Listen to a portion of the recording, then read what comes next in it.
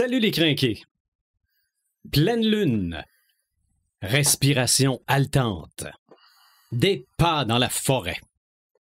Le craquement d'une branche et soudain, un hurlement qui déchire le silence. Depuis des siècles, ce son réveille en nous une peur primitive, une peur de ce que nous pourrions devenir si la frontière entre l'humain et l'animal disparaît. Épisode 204. Les loups-garous. Marc de Paperman Gagnon, Joël Imaginatrix Rivard, Éric Red de Gamer Bourgoin et Sylvain des Animator Bureau. C'est le podcast des crinqués.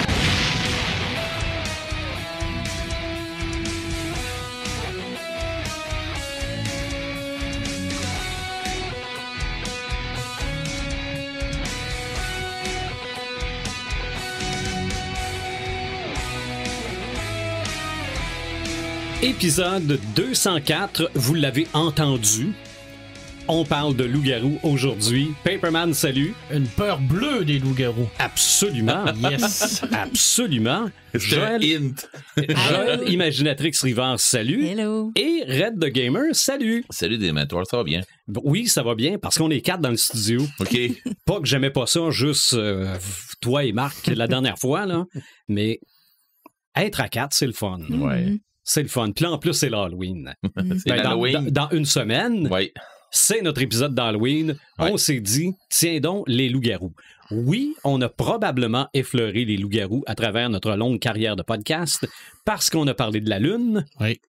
mais on n'a pas vraiment parlé du loup-garou en tant que tel. Mhm. Ce qui m'amène à poser la question à Joël. Qu'est-ce que ça t'inspire, les loups-garous? Et Pelaye, moi je pensais que j'avais trouvé un sujet facile, mais Belle naïveté. comme d'habitude, belle naïveté. Mais j'ai pas le choix d'admettre que le mythe du loup-garou s'entrecroise avec plusieurs autres mythes de plusieurs créatures, que ce soit le vampire, les revenants, les esprits, les morts vivants. Tout ça dans la mythologie puis dans le folklore s'entrecroise. Mhm. Je pourrais pas vous dire c'est quoi les origines des mythes à propos des loups. Honnêtement, les loups, les chiens, les espèces canidées, ils ont pas dominé le monde, mais ils ont parcouru le monde au complet. Fait qu'on retrouve des histoires de loups-garous dans à peu près toutes les cultures ou des histoires qui s'apparentent aux loups-garous, en fait. Et une de ces plus anciennes histoires-là, c'est l'histoire dans la mythologie grecque, l'histoire du roi Lycaon.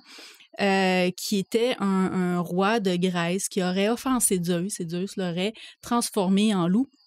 Selon certaines personnes, ça serait le premier loup-garou. Les loups-garous descendraient de ce roi Lycaon-là. D'ailleurs, le mot lycanthropie, excusez-moi, vous voyez que cet automne, je commence à être fatiguée. Hein? En fait, ça vient de ce roi-là, de Lycaon. Il y aurait aussi eu, dans les légendes slaves, dans l'Europe de l'Est ou non, en Russie, par exemple, il y aurait le Varkolak, ou on peut aussi, selon les cultures, l'appeler le Virkolak, le Volkolak. Mais bref, ça serait des personnes qui peuvent se transformer en loup, ou des fois, ça peut être aussi simplement un loup géant. Et dans ces cultures-là, c'est un loup ou un loup-garou qui est un peu un mélange entre cette créature-là et celle du vampire. D'ailleurs, je sais pas, Marc, tu te rappelles très probablement que dans Dracula a la capacité de se transformer en loup. OK. Fait que c'est pas étranger à ces légendes-là. Puis, on dit aussi que cette créature-là peut avaler les astres, la lune ou le soleil, ce qui causerait les éclipses solaires. Puis, encore là, on se rapproche du mythe nordique De Fenrir. Et de ses enfants, de Scoléati. Scoléati sont les loups qui courent après la lune et le soleil pour les faire tourner autour de la Terre. Et c'est les enfants de Fenrir. On dit que au Ragnarok, Skoll et Ati vont dévorer la lune et le soleil, tandis que Fenrir, lui, va dévorer le reste des astres. Fait que vous voyez à quel point que les mythologies s'entrecroisent d'une culture à l'autre. En Europe de l'Ouest, en France notamment, il y a eu beaucoup de légendes de loups-garous. Ça a été très foisonnant dans ces régions-là. On pense entre autres des légendes qui sont dérivées d'histoires comme la bête du Gévaudan, qui au 18e siècle aurait fait probablement une centaine de victimes à ce qu'on relate. Puis cette culture-là, française, ben, elle a été importée en Amérique, fait ici au Québec, puis aussi en Louisiane. Il y a beaucoup de mythes sur le loup-garou. En Louisiane, il y a ce qu'on appelle le roux-garou, qui est un mélange entre la mythologie française, le folklore créole, les mythes autochtones aussi. Ouais. Fait qu'on le retrouve aussi là, dans Je trouve cette que région-là. le roux-garou ressemble plus à un Wendigo.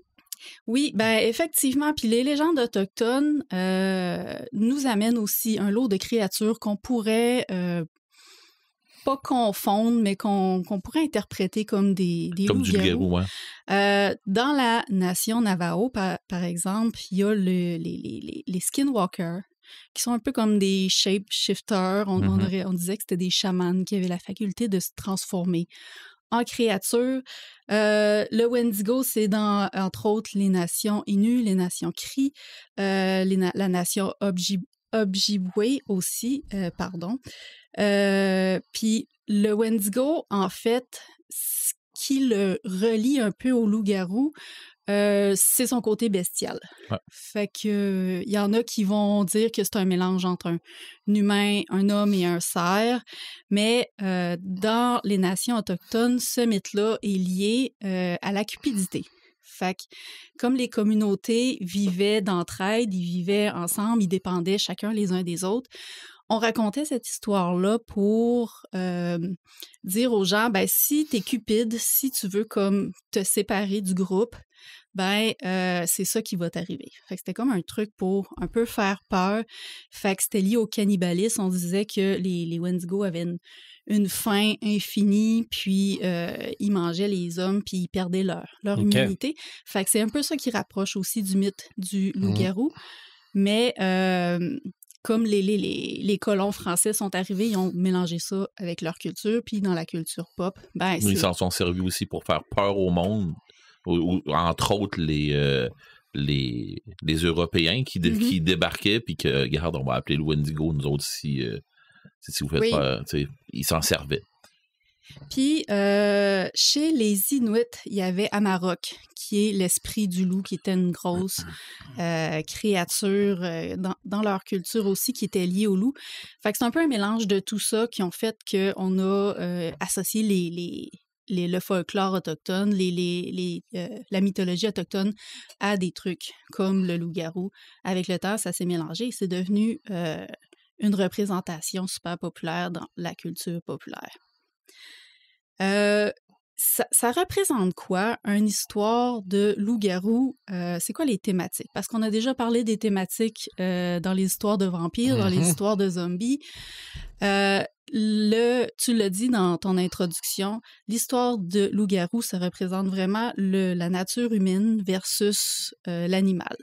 Fait que c'est la peur de nos pulsions animales, c'est la peur de perdre le contrôle. Puis aussi, par la bande, c'est aussi ce qui est caché et mauvais. Fait que ça peut parler de corruption, dépendamment de c'est qui le loup-garou, c'est qui les personnages. Dans la religion, on s'en servait beaucoup au Québec, on s'en est servi beaucoup pour faire la morale, pour dire c'est des personnes qui ont péché, qui n'ont pas célébré les rites catholiques. Fait qu'on s'en servait un petit peu pour faire une morale. Puis, si vous voulez écrire ou composer une histoire de loup-garou, il y a 3 choses auxquelles il faut penser. C'est qui est touché par cette malédiction-là? Fait que, dépendamment de la personne, du personnage qui va être touché par ça, c'est là que vous allez vraiment décider de la thématique. Fait que si c'est un personnage, par exemple, qui est fortuné, un seigneur, ou ben là, on va vraiment parler de la corruption. Ouais. On va vraiment aborder plus cette thématique-là. Si, à l'inverse, c'est un ouvrier, ben là, on parle de l'émancipation. Puis de protection. De protection, exactement. Fait que ça peut varier en fonction de ça. un autre truc à penser, c'est comment s'opère la transformation. Puis là, on peut s'inspirer du folklore parce qu'il y a vraiment plusieurs méthodes. On peut être original, on n'est pas obligé d'y aller par la simple morsure. Souvent, les loups-garous, on pense que c'est héréditaire. Fait que ça peut se transmettre de père en fils. D'ailleurs, souvent, c'est plus les hommes qui sont atteints de ce fléau-là que les femmes. Ça peut être de la sorcellerie au Québec, puis même dans les mythes autochtones, puis même en Europe aussi. On attribue souvent la malédiction des loups-garous, en fait, à de la sorcellerie. Soit que c'est quelqu'un qui a été infligé par un sort ou c'est un chaman ou un sorcier qui se transforme lui-même en loup. Puis ensuite de ça, il y a la morsure, c'est un classique. Ça revient avec le mythe des vampires, ça revient avec les zombies aussi. Fait que oui, la morsure peut conduire à ça. Puis comme je le disais plus tôt, là, si on y va plus dans l'aspect religieux, ça peut être le péché qui a conduit. Ou non, un pacte avec le diable. Ça, au Québec, on est très fort avec ça. Puis, ça, dans le fond, je vous ai parlé de comment ça se transmet, mais je voulais aussi vous parler de comment opère la transformation, parce qu'elle peut être active ou passive. En fait, le loup-garou peut vouloir changer, peut avoir la capacité de se changer, ou au contraire, il peut avoir aucune emprise là-dessus. Puis encore là, ça joue dans l'horreur, puis ça joue dans nos peurs de ne pas être capable de contrôler ces pulsations-là. Fait que c'est à décider là, selon l'histoire qu'on veut amener. Qu'est-ce qui a décidé que c'était la pleine lune? Je peux pas te remonter à tous les mythes, mais comme on l'a vu, les loups ont lien avec la pleine lune. Dans la mythologie slave, dans la mythologie nordique aussi, il y a vraiment un lien entre les loups et la pleine lune. D'un point de vue scientifique, je pourrais pas t'expliquer pourquoi les loups, naturellement, hurlent à la lune, mais il y a peut-être une explication aussi qui explique pourquoi on a tant lié l'animal à la pleine lune. Dans les jeux, bien souvent, ils vont expliquer justement ce lien-là dans Werewolf the Apocalypse, entre autres, que je vais vous parler tantôt. Ils ont apporté ce point-là en disant que tu sais, les gens, ils ont tout le temps une façon de attends un peu, pas une personnalité, mais il appelle ça une Demianor, là. Voyons, tu sais, oui, c'est ça. Tu sais, leur personnalité va changer un peu avec les phases de la Lune ou les phases des marées ou quelque chose comme ça. D'ailleurs, ça, on en avait parlé sur l'épisode de la Lune. C'est ça. Les gens veulent en savoir plus. Exactement. Fait en partant, c'est où ce que les gens ont plus de misère à canaliser, pas à canaliser, mais à contenir leurs bêtes. C'est même un peu que c'est expliqué. Dans le fond, le loup-garou, c'est un peu comme un laisser-aller de la bête, où l'esprit humain décide de rouler en symbiose avec sa bête. En tout cas, bref, ça peut être expliqué comme ça. Puis, si on regarde aussi les loups, je parle pas de loup-garou, là, mais les vrais loups puis les chiens, c'est pas rare de voir des chiens qui vont hurler à la lune, qui vont hurler dehors. Fait en partant, c'est pas tant un mythe. C'est pas tant un mythe, dans le fond, qui a été parti de tellement loin. C'est plutôt un peu comme le Père Noël avec à cause de Coca-Cola, là. C'est un peu dans le même style que ça, là, un peu plus là, l'histoire des... Qui a été repris par la culture pop. Ouais, c'est ça. OK. Puis, pour ce qui est de l'argent qui tue les loups-garous, mais ça, on en avait parlé sur le podcast sur l'argent. Mais encore là, il y a des liens à faire avec les vampires parce qu'on peut aussi tuer les vampires avec l'argent parce que c'est un matériau qui est pur, mais aussi qui a des propriétés antibactériennes. Fait qu'on pensait que ça pouvait guérir des maux quelconques. Une bonne balle... Une bonne balle en argent dans le milieu du front, ça guérit tout. Ça guérit tout, effectivement. Ça, il n'y a pas de problème. Clairement. Même les morts vivants. Oui. Fort probablement. À moins que ton mort vivant avait, à la base, un crâne en métal. Oui. Là, t'es dans le trouble. Oh! On pense à un Wolverine zombie. Oui, exact. Un crâne en adamantium. Hey, hein? T'es mal foutu. Dans ton livre, Le berger des loups, effectivement, est-ce que c'est des loups-garous ou des loups mutants? En fait, on pourrait dire des loups mutants, mais c'est là que j'ai eu envie d'amener une version différente du loup-garou. OK. Il y a 2 créatures qui se rapprochent du loup-garou dans Le Berger des loups. Il y a le loup guerrier, qui est carrément, c'est carrément inspiré d'un urukai. Je vais vous le dire tout de suite. Fait que c'est vraiment un bipède avec une tête de loup, qui est très fort, très puissant. C'est pour ça qu'ils en font des guerriers. Puis, il y a ceux qui sont atteints c'est pas le lupus, mais c'est comme c'est une maladie qui va les transformer en loup-garou, en fait. Mhm. C'est des œufs qui vont être injectés dans la victime puis la transformer en espèce de loup-garou, en espèce OK. de bête comme un loup. Puis j'avais envie de revenir sur ce mythe du loup-garou-là puis trouver une façon différente de transformation puis de transmission. Fait que oui, j'avais abordé ça. Puis ça ressemble ça mélange le loup-garou puis le zombie. Fait que c'est un mode de transmission qui ressemble beaucoup aux zombies. Je pense que j'écris des histoires de zombies dans toutes mes histoires. Je pense qu'il y a des zombies dans pas mal toutes mes histoires. Mais là, je suis partie du côté de la sorcellerie. Fait qu'on change de vague. Il y a peut-être des zombies sorciers. Peut-être. Il y a sûrement des zombies. Mais bref, oui, c'est ça. C'est des mythes qui s'entrecroisent tellement, les morts vivants et les loups-garous.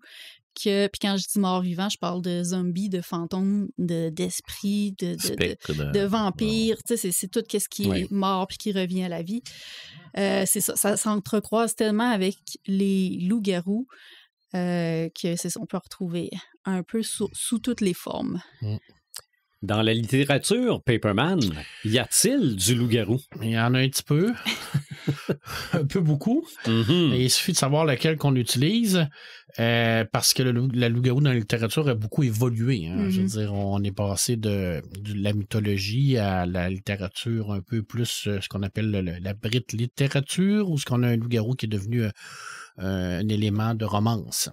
Oui. On se rappelle dans Twilight, par exemple. Ça, c'est non. C'est pas un loup-garou. C'est Ben, comme une wyvern. C'est comme une wyvern puis un dragon. Je me suis posé la question parce que oui, j'ai vu Twilight passer. C'est des loups-garous. Je me suis dit, voyons, c'est-tu des loups-garous, ça? Ah oui, clairement. Ben, je me suis dit, c'est autant ça, ce qu'il y a dans Twilight est autant des loups-garous que ce qu'il y a dans Twilight est des vampires. Oui, mais c'est quand même une altération ou une façon de voir le loup-garou. Des versions soft. Ouais. Ben, c'est une version plus ado, puis plus romancée pour...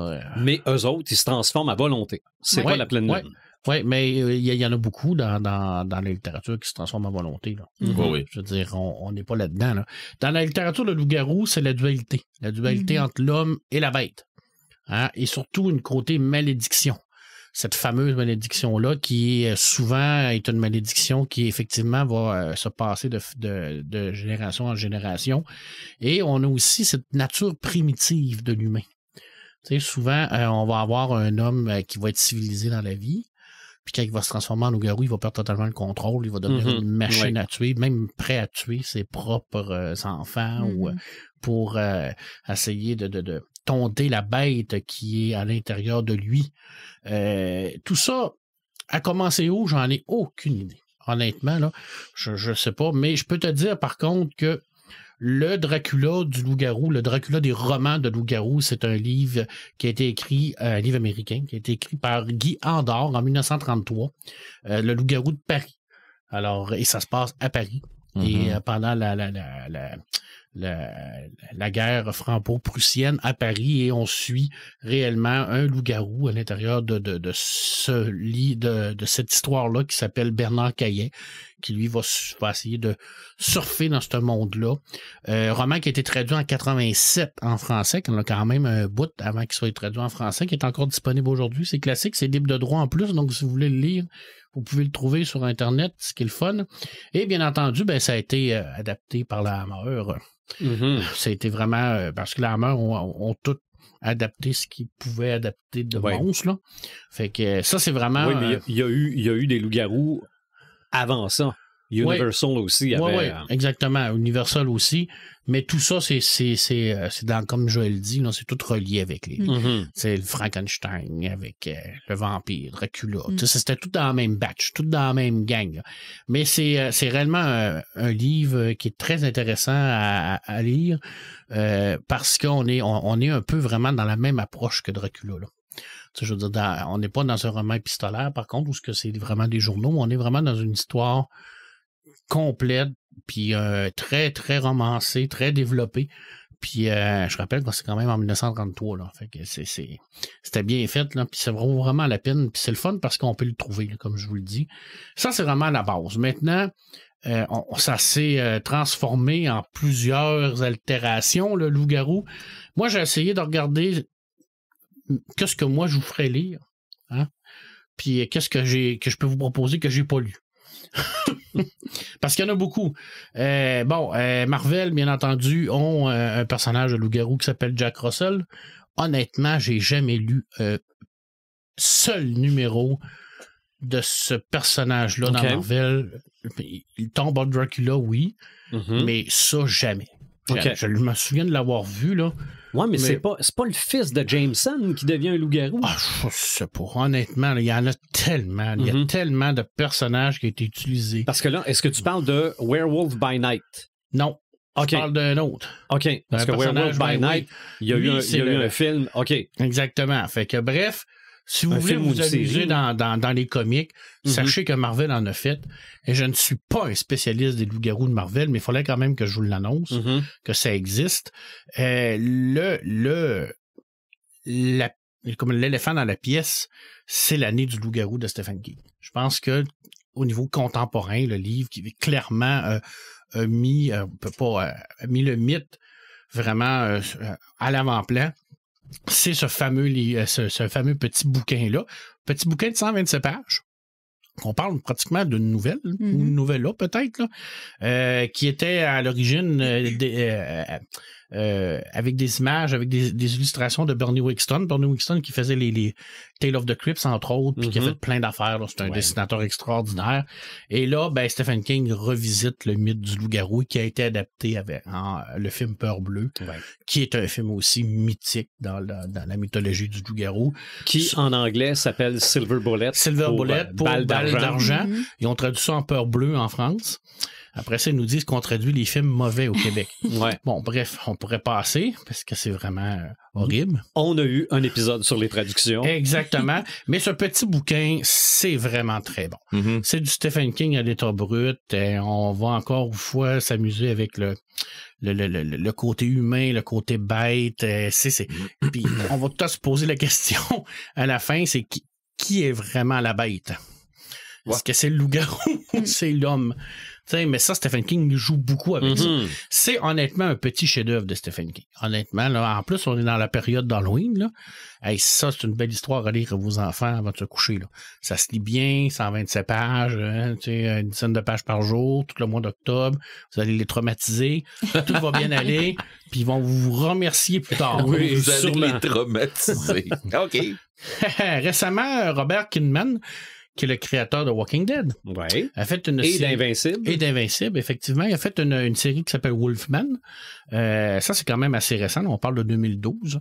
Petite série de 4 tomes. Alors, si vous voulez vraiment avoir quelque chose d'un peu plus récent, dans le style de Kinman, alors il faut avoir ce côté un peu... humoristique, mais action aussi. Le dessin aussi fait un petit peu plus cartoon, à mon avis. Mais Kirkman, c'est quand même un très grand créateur qui réussit à faire des très bonnes histoires. On l'a vu dans Walking Dead. Des fois, ça s'étire un peu. Heureusement, là-dedans, il n'a rien que fait 4. Contrairement à Walking Dead qui est rendu à, je sais pas comment, là. 200, 250. Ah non, mais c'est fini. Non. Oui, mais c'est pas grave, il en a fait. Mais il y en a eu un paquet. Il en a fait un paquet, là, puis ça continue à la télé encore. C'est interminable. Honnêtement, interminable. 2 BD que je dois absolument vous parler. Et ça, c'est vraiment dans mes coups de cœur. 2 BD complètement différents. Une série qui s'appelle Meute. de Jean Dufaux. Alors, Jean Dufaux, qui est un scénariste classique de la BD européenne. C'est un tout petit, c'est 2 tomes. C'était dans une vieille collection qui s'appelait Graphica à l'époque chez Glénat. Ça a été, je crois, réédité. Sinon, vous pouvez toujours les trouver en librairie. Dans certaines librairies, mais aux bibliothèques, habituellement, ils les ont parce que c'est quand même Glénat. Et Jean Dufaux, ben lui, il est allé vraiment sur le côté plus humain de la malédiction. Alors, on va vraiment suivre un loup-garou qui est Keller, qui lui va passer sa fortune à son fils, qui va être initié à la meute, parce qu'on suit la meute de loup-garou. Là, on est vraiment dans une meute organisée, un peu comme une meute de vampires, de loup-garou, ce qu'on va essayer de survivre dans le monde, on va essayer aussi de se faire discret, là. Tu sais, on va pas tuer tout le monde pour le fun. Puis on va suivre cette famille-là et ce personnage-là qui va initier son garçon, mais en même temps, ben, il part cette malédiction-là. Et on voit également tout le côté humain par rapport à ça. Les policiers qui enquêtent sur la meute, qui essaient de découvrir pourquoi il y a des gens qui disparaissent, puis c'est qui ces gens-là, pourquoi ils sont riches, et ainsi de suite. Très, très, très belle BD. C'est un diptyque, dont c'est 2 tomes, ça se lit super bien. Ça vaut vraiment la peine. Honnêtement, c'est une très belle BD sur les loups-garous, mais d'une approche différente. On n'est pas dans une approche de je pute tout le monde, je mange tout le monde pour le fun, puis je me transforme rien qu'à la pleine lune. Là, on a des loups-garous qui sont capables de se transformer quand ils veulent, à leur guise, puis qui sont capables de se contrôler aussi. Ils sont capables de contrôler la bête en dedans d'eux autres, mais ça s'apprend. T'sais, ils naissent pas comme ça. Quand ils naissent, c'est vraiment des loups-garous comme on connaît, mais on va apprendre au fur et à mesure à contrôler la bête en nous. Contrairement à l'autre que je vais vous présenter, qui est une petite BD, une petite série, qui n'a pas terminé. On est en 4 tomes présentement. C'est chez Soleil Comics, Soleil Productions en France, qui a été traduit en anglais, par contre, aux États-Unis, parce qu'ils ont maintenant une branche qui s'appelle Soleil US, et ça s'appelle World War Wolf. Alors ici, l'auteur va s'amuser à dire, admettons qu'il y aurait une genre d'épidémie là, sur la planète, puis qu'il y aurait la moitié de la population qui se transformait en loup-garou, sanguinaire, berserk, qui mange tout le monde, et les humains qui, eux autres, essaient de survivre. On est là-dedans. OK. On est complètement dans un différent de la meute, là, parce que là, on est dans un côté post-apocalyptique, militaire. T'es post-apocalyptique, moi je dirais t'es dans l'apocalypse. Ah ouais, c'est clair, là. Puis écoute, puis tu suis vraiment l'évolution de cette épidémie-là. Des gens qui essaient de survivre.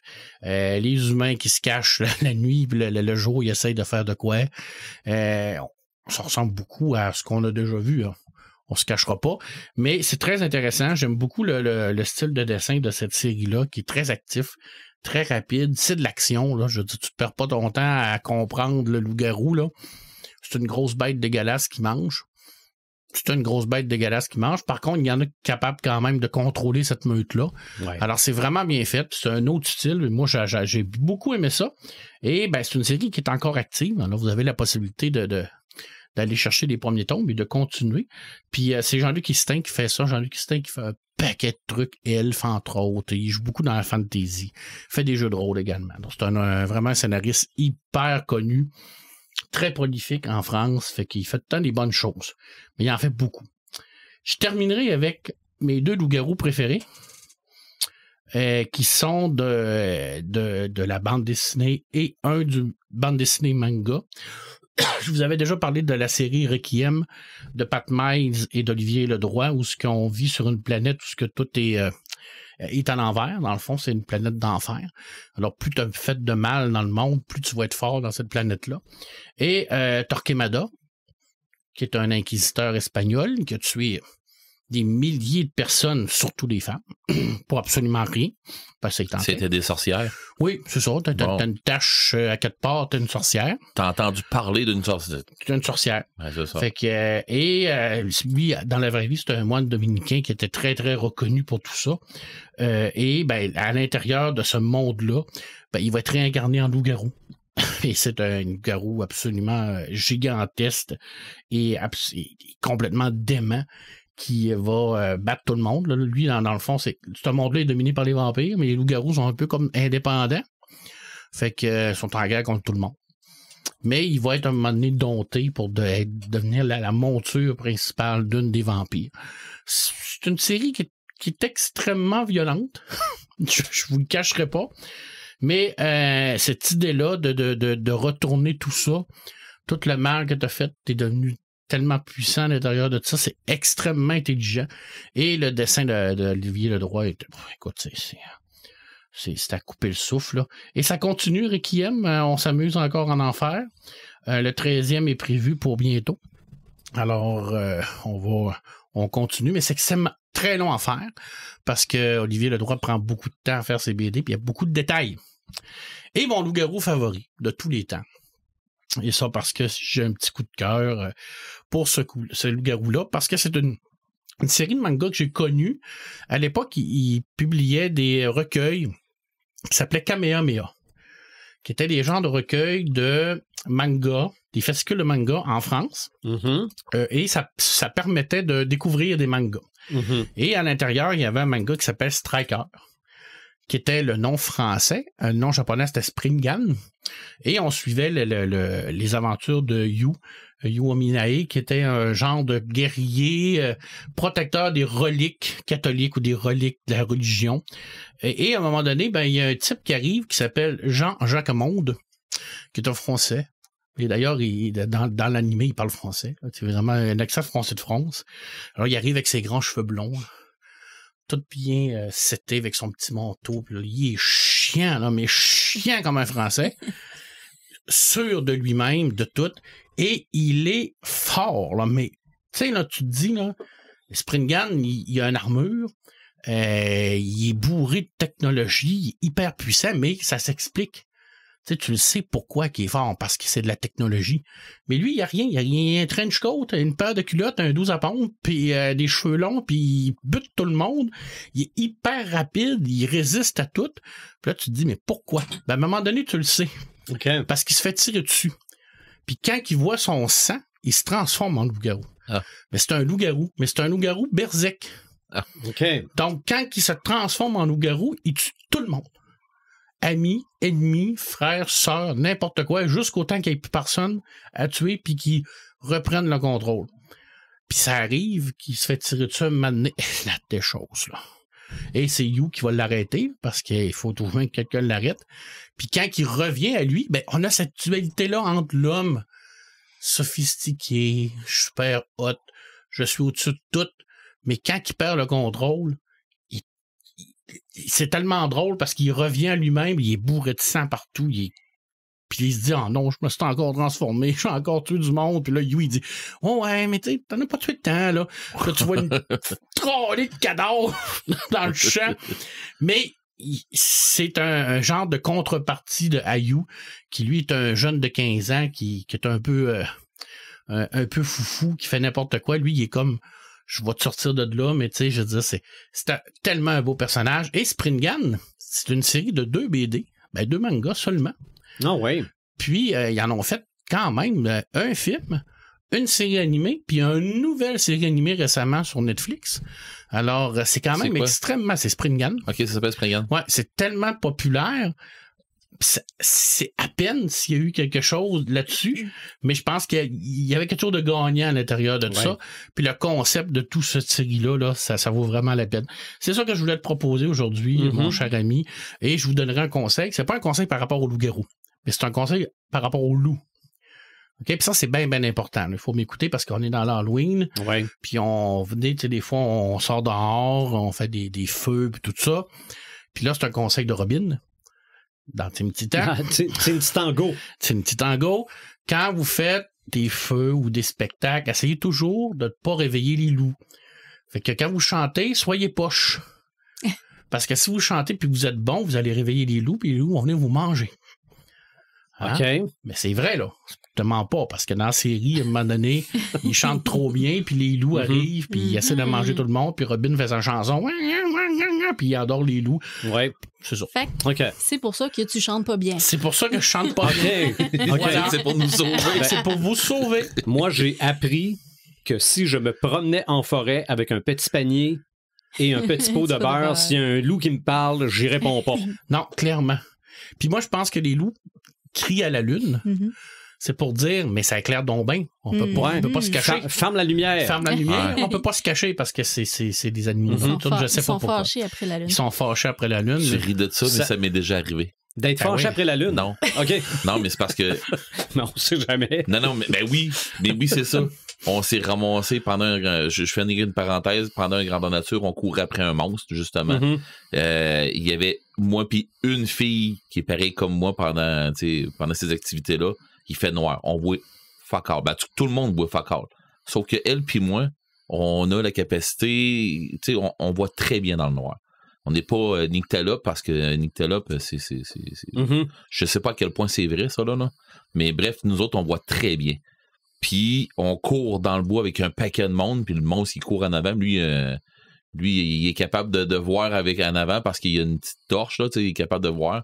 Mais on court en arrière, puis quand on est tombé dans le chemin, on voyait la lune, mais entre les arbres, mais on la voyait très bien, c'est une pleine lune. Assez que c'est là qu'on s'est fait tuer parce qu'on s'est fait éblouir par la lune. On voyait plus rien après. On voyait plus rien. On voyait plus rien. Quand on a lu ça, on a fait non, on voit plus rien, puis on a reviré de bord. Et Red hurla. Ouais. Moi, je peux-tu juste rajouter un truc sur côté littéraire? Ben, moi, je sais pas. Oui, vas-y, puis après ça, je terminerai avec mon bonus. Ah, OK. Tu voulais-tu nous parler de quelque chose de québécois? Non, je vais te parler de Tolkien. Ah oui, tu nous termineras ça avec Tolkien, en effet. Mais en fait, au Québec, on a une série qui a vraiment cartonné. Il y a eu plusieurs éditions de ça. C'est la série Wary Wolf de Brian Perrault. Brian Perrault a toujours été fasciné par les légendes de loup-garou. Puis là, il nous part vraiment le début du mythe dans la Grèce antique. Je pense que c'est une série en 6 tomes. Très bien écrit. C'est vraiment excellent. Ça avait été écrit un peu pour les ados à l'époque. Ouais, les ados plus vieux. C'était après Monstre d'Aragorn. C'était après, oui, c'est ça. Puis, ça a été réédité au cours des dernières années aux éditions ADA. Ils ont fait une super de belle collection avec ça.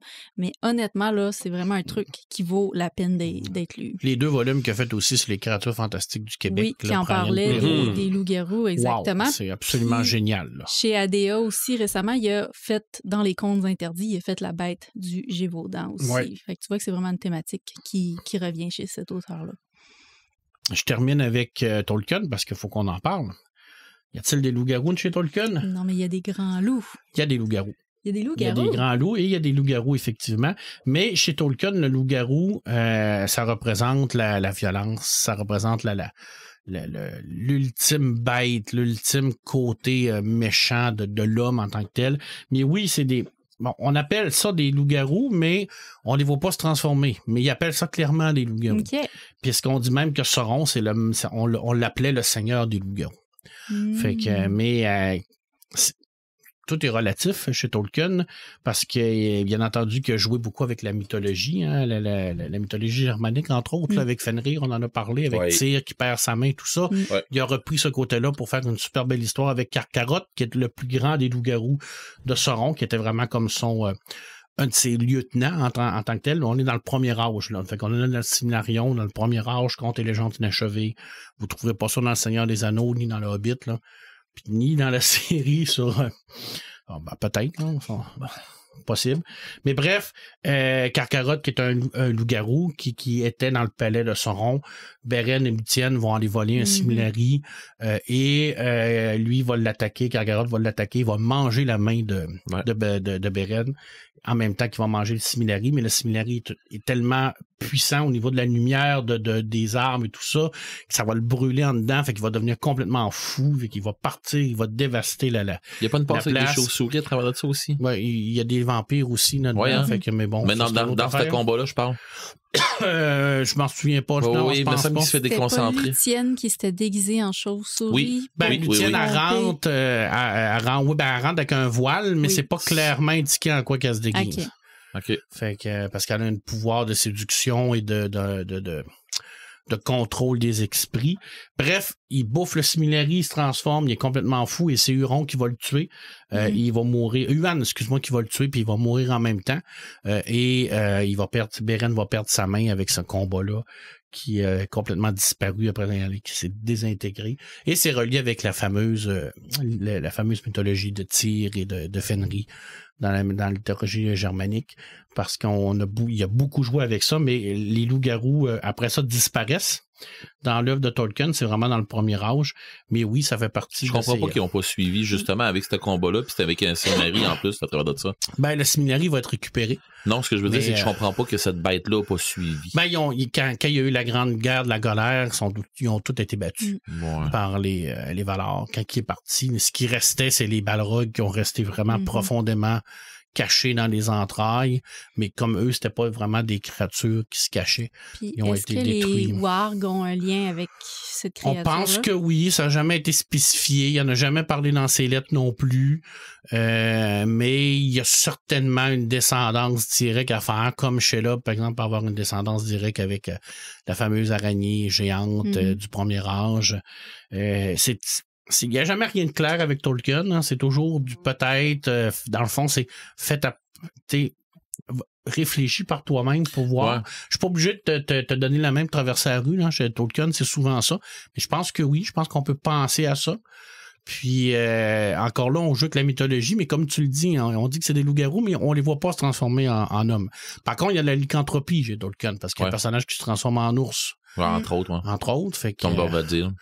Pas Tom Bombadil, c'est Pas Tom, mais... Je me souviens pas de son nom, je suis un blanc. En tout cas, bref, il y a de la lycanthropie. Pas Beren. Non, ça commence par B, mais... Oui, mais je pense qu'on parle tous du même. Béar, qui lui se transforme en ours, qui est un gentil, là.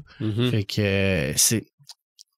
Tolkien a ce mélange de tout ce qui existe, mais transcendé à quelque chose de plus grand. Amené ailleurs. Fait qu'on prend vraiment ce côté-là, loup-garou, puis on le transcende. On l'amène ailleurs, on l'amène vraiment dans une cause qu'on se pose des questions à savoir aussi, est-ce que c'était les meilleurs? C'était quoi, en fin de compte, le loup-garou? C'était un esprit puissant ou c'est une créature? Parce qu'on sait que Sauron puis Morgoth ne pouvaient pas créer. Ils pouvaient que corrompre. Alors, qu'est-ce qui a corrompu pour ça? On ne sait pas. Bref, c'est ça qui est le fun. On le sait pas, Sylvain. On n'est pas obligé de le savoir. Non, on n'est pas obligé de le savoir. Puis ça, il y a beaucoup de gens qui ont de la difficulté avec ça. On n'est pas obligé de le savoir. Il y en a qui ont besoin de préquels, Oui, exactement. Pour comprendre. Un préquel, du préquel, du préquel. Absolument. Pour être sûr de comprendre. Puis une suite au préquel. Probablement aussi. Oui, puis la suite du film, finalement, c'est un préquel. Exactement. Moi, j'ai beaucoup aimé la suite de Rogue One. Oui, ouais, moi aussi. Ben, dans le fond, c'est Andor saison 3. Ah, oh boy, j'ai manqué ça. Oui, OK. On est dans les loups-garous. Oui. Je me suis posé la question, est-ce que je dresse la liste des films et des séries télé dans lesquelles on voit des loups-garous? On est 17 jusqu'à demain matin. Je me suis dit non. Non, parce que justement, il y en a beaucoup. Sauf que j'ai séparer ça en 2-3 petites sections. Bon, la première, ce qui, moi, m'a impressionné dans des films de loups-garous, c'est les effets spéciaux. J'ai quelques exemples. Oui, j'ai une liste de loups-garous classiques et je terminerai par une couple de choses qui sont pas des loups-garous, mais tabarouette que c'est proche. Les codes sont là. Bon, premièrement, moi, ce qui m'a toujours impressionné dans les films d'horreur, c'était les effets spéciaux. Ouais. C'est ce qui m'a amené à aimer les documentaires, savoir comment que les affaires sont faites. Ben, le premier film, c'est Hurlement. Ouais. OK? The Howling. Ça passe, pour je sais pas quelle raison, un dimanche après-midi à la télé américaine. D'après moi, le distributeur d'ABC recevait pas le signal. Vite, on met de quoi? Puis ils ont mis Hurlement genre à 2h un dimanche après-midi. Ben quoi? Ben, en 83, 84, c'était pas évident de voir ce genre de film-là à la télé. Je vois pas pourquoi tu parles de ça. Ce qui fait que, à un moment donné, il y a la séquence de transformation dans Hurlement où c'est tellement lent. Ça commence par des ballons d'en face avec le sourire qui agrandit, le museau qui allonge. C'est extraordinaire. Et ça a même bien vieilli, je trouve. C'est celui qui, par la suite, a fait les effets spéciaux sur l'effroyable chose. Oui, on est des années 80. Là. C'est ça. Il n'y a pas d'ordinateur. Là. C'est ça, qui est Rob Bottin. Là. qui est aussi le concepteur de Robocop. Ouais, il a été reconnu beaucoup pour ça, ces enfants. Non, c'était quelque chose. Deuxièmement, vous me voyez probablement venir, le loup-garou de Londres. Oui. OK? Ça... Lui, il a mis la barre ailleurs. Il a remonté à la barre. Ouais. Mais cette transformation-là et ce réalisateur-là a été amené par la suite à transformer quelqu'un d'autre en loup-garou, et c'est Michael Jackson. Ouais. Thriller de Michael Jackson. Moi, j'ai vu ça une fois à l'heure. Mais c'est-tu un loup-garou ou un zombie? À la fin, c'est un zombie. OK. Mais au début, quand ils sont en train de regarder un film... Qui rêvent à ça. Non, ils sont au cinéma. Non, c'est aussi ça. Ouais, mais ils sont au cinéma, puis après ça, hop, là, à rêver à ça. Puis... Vers la fin, c'est presque un rêve, mais c'en est pas un. OK. En tout cas. Bon, mes parents avaient MTV. Parce que le câbleau distributeur local, dans ce temps-là, il y avait des câbleaux distributeurs locaux, ils se dit, on va mettre MTV sur le câble. Il y avait personne au Québec, à part Sherbrooke, peut-être qu'il y avait MTV. Et quand Thriller est sorti, MTV, sur le coup de l'heure, passait Thriller. OK. Ça durait 12 minutes, plus les annonces. Thriller représentait 25% de la programmation d'MTV. Wow. Hey, Donc, mais je le voyais à toutes les heures. Je le reverrai encore aujourd'hui, je trouverais ça bien bon. ouais. Mais c'est ça, les effets spéciaux étaient excellents. Ben, je l'aime bien, moi, le werewolf, le loup-garou, comme ils l'ont fait. Parce qu'il y a plusieurs types de loup-garou. Je vais vous en parler un peu tantôt, là. Mais il y a plusieurs types de loup-garou, puis je l'aime bien, ce qui fait un peu entre un Wolfman et un loup-garou classique. Ouais. Il est un peu entre les deux. Un chat bien méchant. Ouais, avec une grosse crinière puis tout. J'ai trouvé que le maquillage est impressionnant. Ouais. D'ailleurs, avais-tu déjà vu le documentaire là-dessus? J'ai-tu vu Oui, je suis pas sûr. Ah ouais, ça a été... c'est long, le maquillage. Il y avait... Je pense que c'était pas sur une cassette VHS. Ça se peut. Je pense que ça a été une des cassettes VHS les plus vendues après E.T. OK. Mais bon. Making of the Thriller. Ouais, on est dans le temps de l'Halloween, là. Allez vous taper Thriller, là. C'est un classique. Ah non, mais c'est ça. C'est un film. C'est un film de 15 minutes. Pas. Non, absolument. Les costumes, les décors, la chorégraphie. Les habillements font un peu dépasser. C'est pas grave. Ça fait costume de danse. Oui. Mais les zombies sont corrects. Là. Ouais, mais comme Michael et sa blonde sont habillés dans ce temps-là. On est en 84. Oui. Puis la danse. Non, c'est un classique. Là. On parlait des loups-garous dans la littérature jeunesse, dans les émissions jeunesse aussi. Non? On s'entend. Vrac TV, entre autres. Oui, le loup-garou du campus. Le loup-garou du campus, Yes. absolument. Mais un petit peu plus vieux, il y a Teen Wolf. Ouais. Oui. Teen Wolf a été très populaire. Le loup-garou du campus. Quand que c'était bon.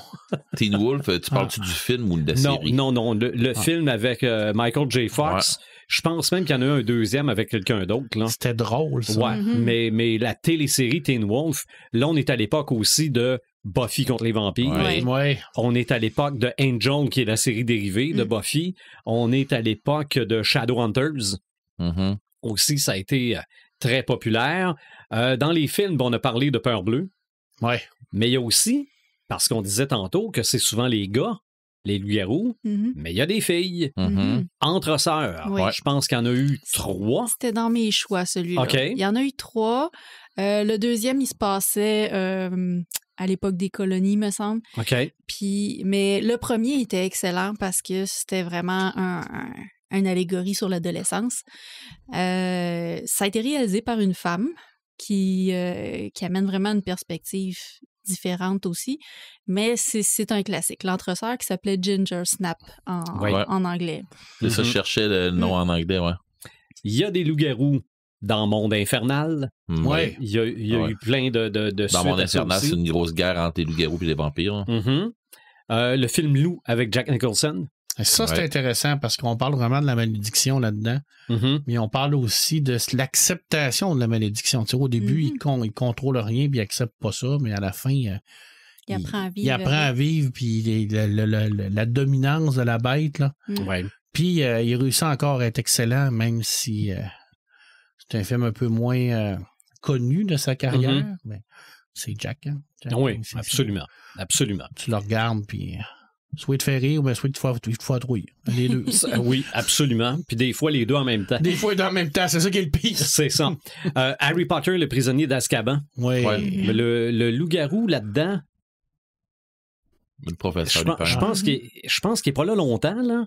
Le professeur? Non, mais le loup-garou. Sa transformation, on la voit très Ah. brièvement. Ouais, on la voit pas longtemps. C'est ça, mais c'est quelque quand même bien chose. réalisé. Oui, Ouais. puis il était différent des autres. Habituellement, C'est ça. les loups-garous, ils sont Full massifs. de poils. Puis Poilus. Ils sont lui, poilus, Puis, ils sont ouais. musclés. Lui, il était cran, il était slack, il était maigre. Ouais. Il était nerré, comme on dit. Ouais. Là, mais tabarnouche, je ne te le rencontre pas d'un coin noir. Là. Non. Non. Parce que- Le film Maléfice, c'est pas un grand film. C'est avec Christina Ricci.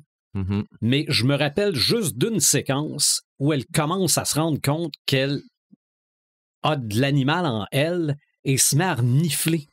Moi, je Et me de la façon qu'elle se déhanche, elle est très, très animale. Ah ouais.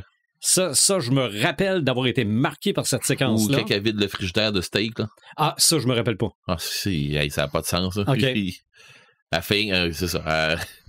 À dévorer des steaks, c'est pas trop long. Il y a le film Wolfman avec Benicio del Toro. Ouais, ça, Ouais. c'est. Ça, c'est dans les bourré- classiques. ça. Mais c'est bourré de CGI, non? Ouais, mais quand même, ils ont essayé ils ont essayé de faire de quoi de très bien avec un super de classique. Ouais, ben ça se passe plus dans les années 1600, 1700. Ouais. Ouais, c'est plus...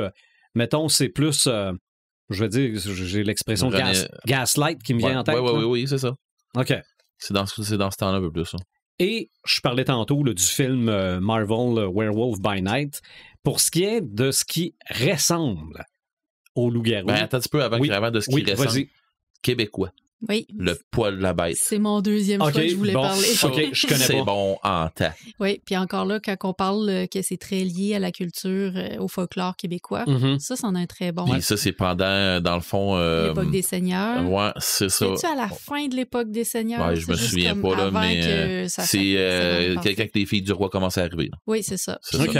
ce qui est intéressant, c'est qu'on suit justement une famille seigneuriale Mm. qui vont essayer de trouver le coupable parce qu'il y a des meurtres qui Avec ont Antoine lieu. Bertrand qui est là-dedans. Oui, Mhm. c'était vraiment excellent. Moi, j'ai vraiment aimé ça. Puis Lac l'autre, Noir. Lac Noir. Ouais.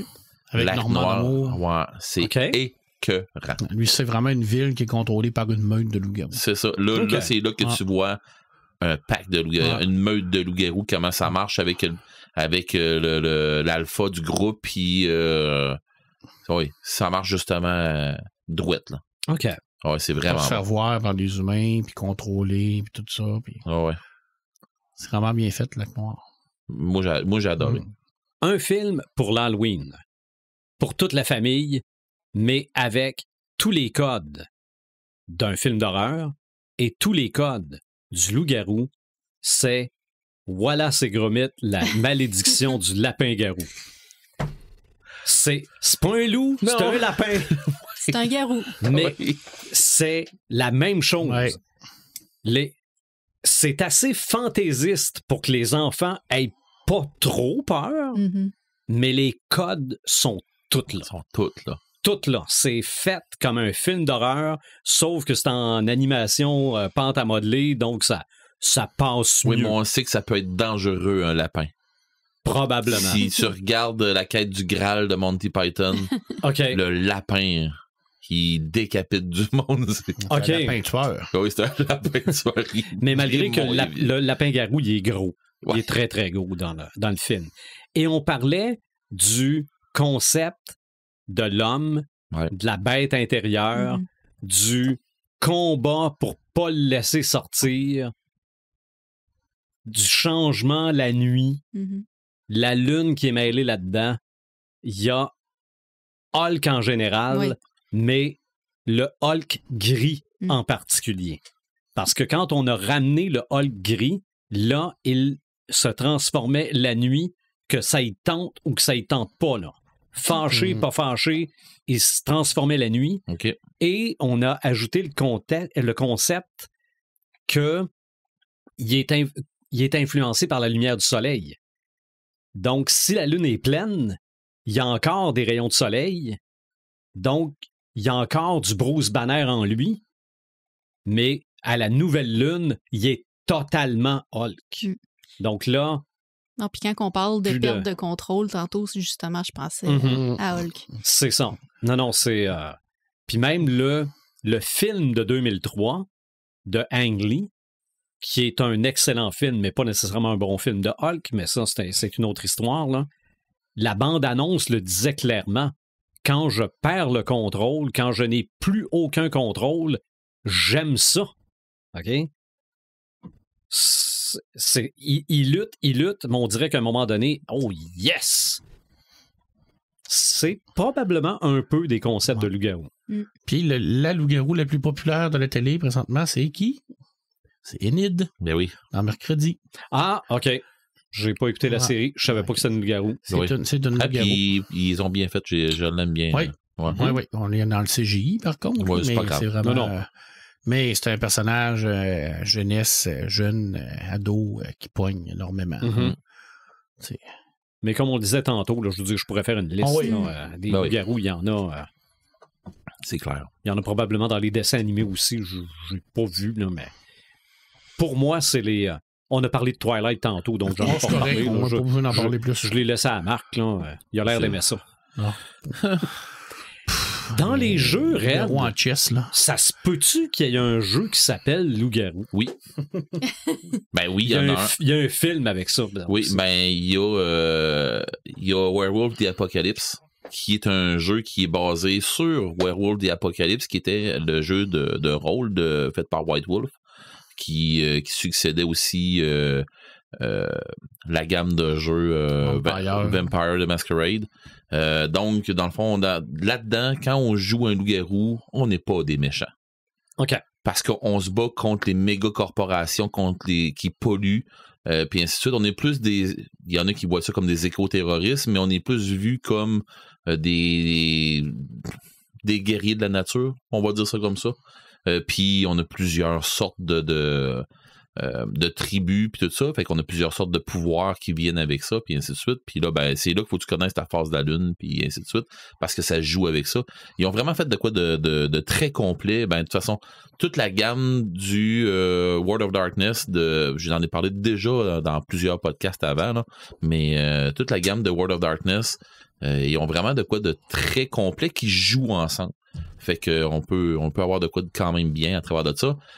Qui des werewolves, les loups-garous là-dedans qui sont en guerre contre les vampires, contre ben d'autres affaires, qui sont perçus comme des fées aussi des fois. Puis bon, bref. Je rentrerai pas dans tous les détails, mais ils ont fait le jeu vidéo aussi. Le jeu vidéo, j'ai pas joué au jeu vidéo. Malheureusement, parce que manque de temps, trop de jeux vidéo autres que. Fait qu'à un moment donné, tu perds le fil un peu. Sauf que dans les jeux vidéo, il paraît que c'est bon. Il paraît que ça suit Werewolf the Apocalypse, puis ainsi de suite. Il paraît que ça a été bien représenté, on va dire ça comme ça, là. Parce qu'il y en a des jeux qui partent d'une source puis qui te la déboîtent comme faut, là. Ils font garder le nom puis c'est tout, là. Mais ça, à ce que j'ai entendu parler de quelqu'un qui connaît ça, c'est quand même très bien. Ceci dit, dans les jeux vidéo, il y a aussi, j'en prends rien qu'un à travers des autres parce que je suis un peu comme toi, Sylvain. Si je tombe là-dedans, je vais en parler toute la nuit, là, parce que je veux dire, des loups-garous dans des jeux vidéo, il y en a un puis un autre, tu sais. Puis des affaires qui ressemblent à, là, tu sais, où il y a un gros loup, là, à un moment donné, chez moi, quand tu me parles d'un gros loup qui n'est pas capable de se transformer en demi, tu sais, moitié homme, moitié loup, tant qu'à moi, c'est un... Je sais pas en français c'est quoi, mais c'est un dire wolf. C'est un loup géant, là, mais en tout cas... Bref, ça s'apparente, c'est une phase de loup-garou, mais pour moi, un loup-garou, c'est demi, tu sais, c'est hybride. Tu vas être sur deux pattes, puis tu vas avoir le physique un peu comme Joël, tu disais tantôt là, dans le précédent de ton Urukai, un peu dans ce style-là. Là. Fait que tu vas avoir quelque chose qui va être un peu comme le professeur Lupin ou quelque chose comme ça. Tu vas avoir de quoi dans ce style-là. Mais comme Sirius Black, c'est pas ça. C'est pas une phase de loup-garou, quelque chose comme ça. Moi, je le vois pas comme ça. Mais écoute, ça, c'est juste moi qui pense. Je dis pas que j'ai la science infuse puis que c'est de même qu'on doit penser, c'est pas ça, mais bref. De mon côté, quand je joue ce que j'ai vu qui était vraiment bien fait, question meute puis ainsi de suite, c'est dans Elder Scrolls Online. Le jeu que je joue régulièrement, mais que je jouais régulièrement, là, je vais m'en remettre, là, à un moment donné, je vais m'y remettre. Il y a une compétence que justement on peut se faire mordre par un loup-garou, puis là, dans le fond, on tombe dans un autre pattern où tu as une barre de compétences qui vient seulement de loup-garou. Fait que là, quand tu déclenches ton ultime, tu te transformes. Parce que ce que tu vas avoir à faire, c'est que là, tu deviens plus fort. Puis là, tu donnes des coups de griffe, tu hurles, tu fais peur au monde, puis des affaires comme ça. Mais ce que ça va faire, c'est que tu peux pas le faire nulle part dans une ville ou quelque chose comme ça, parce que tu vas te faire courir après par les autorités. Mais quand on arrive, plus que tu vas avoir de loups autour de toi, d'autres gens qui vont être en loup-garou, moins de temps que ça va. Tu sais, dans le fond, ton temps en loup-garou va s'étirer. Fait que tu vas avoir moins de misère à rester transformé parce qu'il y en a d'autres autour de toi. Fait que plus que tu as de gens qui sont loup-garou, je me suis fait ramasser, on s'est fait ramasser à un moment donné par une meute de loup-garou qui sont débarqués dans un château où on était dans un événement joueur contre joueur, dans un château où on s'est fait ramasser par, pour moi il était 20, mais ça a débarqué une meute de loup-garou, tout ce que c'est qu'on entendait, c'est des loups hurlés, là. Mais on s'est fait décimer, ça n'a pas été long. Là. Parce que justement, il était fort, puis il était coordonné toute la gang. C'était très violent. Fait que c'est à partir de là que je me suis monté un chasseur de loup-garou. Là, je cours après eux autres. Mais bon. Ceci dit, c'est ça. Tu sais, dans beaucoup de jeux vidéo, il y en a encore. Moins un peu dans des styles comme Mario Bros, là, on s'entend. Là. Mm-hmm. Des loups-garous, je suis même pas sûr qu'on a pu voir des trucs comme ça. Là. D'habitude, quand tu as des loups-garous, souvent c'est dans des jeux un peu plus adultes, on va dire, ou un peu plus violents. Là. Fait que c'est ça. Un gentil loup-garou, pas sûr que... Je n'ai pas vu souvent. Non, j'en ai pas vu. Je n'ai pas vu souvent. Sinon, dans des grandeurs nature, il y a des gens qui en font. Il y en a qui vont voir ça comme des Fury, là. Sauf que, je sais pas en français, comment est-ce que ça s'appelle, des Furies? Tu sais, les gens qui vont mettons, les Furies, qui vont arriver dans qui sont comme habillés en mascotte. Là. C'est ça, qui vont être comme habillés en mascotte, là, mais c'est parce qu'ils vont partir avec une base comme ça. Mais là, c'est parce que tu peux le transformer, là, t'as ton style de Fury, ton style de mascotte, tu peux le transformer pour qu'il ait l'air beaucoup plus violent, beaucoup plus bestial, tout ça. D'habitude, les mascottes sont avec des couleurs plus vives, tout ça. Un peu kawaii. C'est un peu kawaii, tout ça, puis mais sauf que quand tu le transformes moins kawaii, puis les dents sorties, puis de la bave, puis tiens bien, t'es capable de faire de quoi de très chic. Quand t'es capable de faire un costume comme ça, un costume de loup-garou, pour toi, c'est la base. Fait que, ou presque, là. Fait que, dans le fond, ça, on voit ça des fois dans des grandeurs nature, où ce qu'il va avoir un loup-garou, quelque chose comme ça, ou des loups-garous, ou ça va être une classe, quelque chose comme ça va arriver. Ça fait longtemps que j'en ai pas vu. Pendant Bicoline, à un moment donné, je me souviens, moi, que j'ai sorti avec un autre seigneur, tout ça, qui est venu nous chercher quelques personnes. Il a dit, OK, on s'en va chasser du loup-garou, il y en a à telle place. Il dit, tu cherchais à en avoir à un moment donné, j'en ai trouvé, viens-t'en. Finalement, on n'a pas trouvé, mais il est arrivé plein d'affaires ce soir-là, dont des vampires, dont un paquet d'autres affaires, mais ça a parti sur une quête, là, puis justement, il y avait une histoire de loup-garou en arrière de ça, mais, tu sais, c'est très... Ça t'amène dans une autre atmosphère, une histoire avec des loups-garous. Parce que t'as tes idées préconçues qui sont déjà là. Fait qu'imagine-toi en grandeur nature où ce que tu joues un personnage, mais le petit Sylvain qui est en dessous du costume, là, lui, là, son cerveau continue à travailler, là, puis il allume de c'est quoi dans ma tête un loup-garou, puis ça peut faire ça, Et ça veut dire que en grandeur nature, probablement que ça va être dans ce style-là, hein, puis mais pour vrai. Là. Fait que, tu sais que qu'est-ce que ça va donner. Moi, je me souviens que mon frère en a joué un souvent dans des grandeurs nature que j'organisais. J'avais besoin de quelqu'un de quand même athlétique. Puis, mais Marc, je pense que tu l'as même déjà vu, toi aussi, mon frère en loup-garou. Là. Oui. Oui. Puis, c'était bien. Là. C'était hot. Parce que justement, mon frère, c'était du genre... il allait se battre contre le monde, mais c'était pas full contact parce qu'il faut que tu fasses quand même attention. Ouais. Mais il était rapide, puis tu sais, c'était très physique. Là. Comme Jimmy en full contact. T'essaies de le calmer un peu. Ouais, ben c'est ça. C'est pour ça que c'était moi qui se ramassais souvent contre, là. Ouais. Mais bref, c'est ça. Il y a même des combats. Il y a un combat, entre autres, là, que ça. Dans les vieux de la vieille, ça se parle encore là, de ce combat-là, mais bref, je vais faire abstraction de ça. Sinon, ben, il y a l'éléphant dans la pièce, là. C'est le jeu loup-garou. De tierceleux. Oui, c'est ça. Ouais. Ça, je veux dire. Puis là, ben, ce jeu-là, il se développe tout le temps, je pense. Il y a tout le temps des extensions qui continuent à sortir. Des extensions, des dérivés. Il y a les vilains de Disney, ils ont leur loup-garou. Bon. Qui est exactement la même mécanique, qui est faite par le même producteur et tout. Bon. Il y a eu le film. Ouais, oui. Qui est très bon. Oui. D'ailleurs, c'est vrai, on n'a même pas parlé pendant Non, mais c'est ça, je disais tantôt Il savait que t'allais en parler. C'est ça, que ce jeu-là avait fait un film, oui. Moi, j'ai beaucoup aimé ça, le film. Le film avec pour vrai, moi, Jean Renaud, Dubosc, puis Suzanne Clément. Mais pour vrai, moi, j'ai super aimé. C'était familial. Mais tu sais, ça représente bien le jeu, pareil. Ben, c'est ça. Mais le jeu est familial. C'est ça. Fait que... En même temps, la fin est très touchante avec l'Alzheimer, le père qui perd la mémoire, puis qui l'a retrouvé, puis qui était content. Tu sais, il y a un petit quelque chose aussi qui vient nous rappeler que c'est important, la famille, puis de vivre les moments ensemble. Ouais. Tu sais, puis des fois, quand nos enfants viennent nous voir, puis disent « Ah, j'aimerais ça jouer à tel jeu », puis tu dis « Ah, j'ai pas le temps ». Ouais. Prenez le temps. Parce que ce temps-là, des fois, il va disparaître. C'est une des richesses que je trouve que j'ai. Yes. Ils ont quand même réussi, à partir d'un jeu quand même basic, réussir à faire ça. Bravo. Ben, il y en a qui ont fait ça avec Jumanji. Ouais. Non, malgré que c'est devenu un jeu après. Ça se ressemble beaucoup, Jumanji. Je pense que j'aime mieux jouer à... Le film, là. Ouais. Mais j'aime mieux le film Jumanji que le jeu Jumanji. C'est sûr.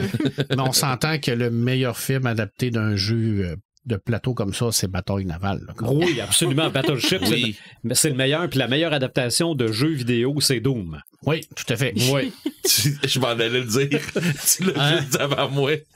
Non, ne comparons pas ces films-là au loup-garou. Ben, le meilleur Mario Bros qui s'est fait, c'est le Mario Bros avec... live action, oui. Mais il était très bon en passant. Mais pour revenir au loup-garou... C'est pour ça que je t'en regardais, Joël. Moi, je l'ai aimé, ce film-là. Oui, je le sais. Mais pour revenir au loup-garou, la mécanique de ce jeu-là est quand même intéressante parce qu'elle mélange jeu de rôle et jeu plus dirigé, un peu, si on veut. Ouais. Fait que moi, j'aime... Tu sais, ça initie bien les gens qui sont pas habitués aux jeux de rôle. C'est ça. Ça initie des gens qui vont être plus frileux ou qui vont avoir peur de... Tu sais, la fameuse peur de... Ben, le monde va rire de moi si je joue un rôle. Exactement. Ben, t'as pas besoin de tant que ça de jouer un rôle, mais tu joues quand même un rôle. Tu peux garder ça le plus simple possible. Oui.